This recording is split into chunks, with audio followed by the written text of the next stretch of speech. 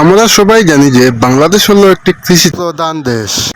বাংলাদেশের প্রায় 80% লোকই কৃষি কাজ করে থাকেন। তো বাংলাদেশে যখন কৃষি কাজ করা হয় তখন দেশের যে কৃষি যখন মানুষের হয় তখন সেই কাল যে সৌন্দর্যটা তা কিন্তু আমাদের সামনে খুব বেশি ফুটে ওঠে। এবং আমাদের বর্তমানে আমাদের যে কানাইঘাটে 3বার বন্যা হওয়ার কারণে মানুষ ঠিকভাবে কৃষি উৎপাদন করতে পারছে না। এর জন্য অনেক কৃষি ডাইরেক্ট লাল হয়ে যাচ্ছে। বর্তমানে কৃষির সময় পার হয়ে গেছে, এখন লোকজন কৃষি কাজ করতেছে।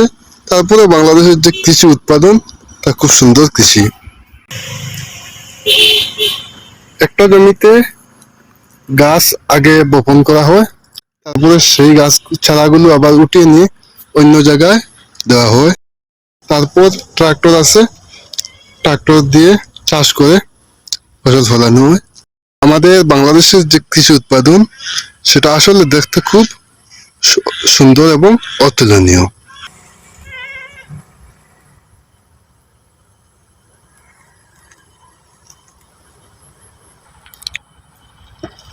গাছের চারা যেটা আমরা আলি বলে পরিচিত, আমাদের গ্রামে আলি বলা হয়, সেটা যখন মানুষ রোপণ করে খুব সুন্দর একটা চমৎকার একটা দৃশ্য ফুটে ওঠে।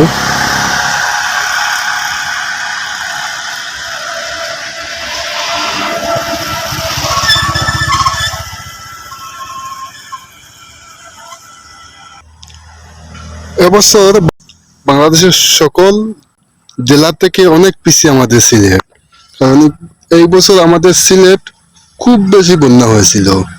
এই বন্যার কারণে আমাদের সিলেটে প্রথমবার বন্যা হয়েছে, দ্বিতীয়বার বন্যা হয়েছে, তৃতীয়বার বন্যা হয়েছে। আর এই বন্যার কারণে আমাদের বাংলাদেশের যে সিলেট, এই সিলেটে কোনো রকম ভাবে কৃষি উৎপাদন করতে পারেন নাই।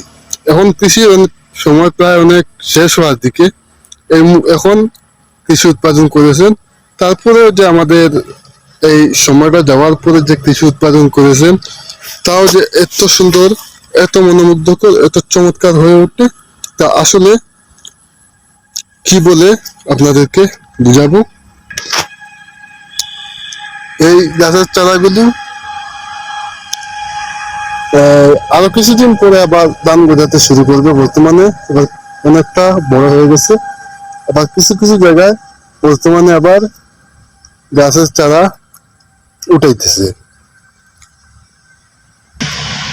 তো পরিশেষে যাই হোক, বন্যা হলেও আমাদের বর্তমানে কৃষি কিন্তু খুব সুন্দরভাবে হয়েছে। সবাইকে ধন্যবাদ সাথে থাকার জন্য। আসসালামু আলাইকুম।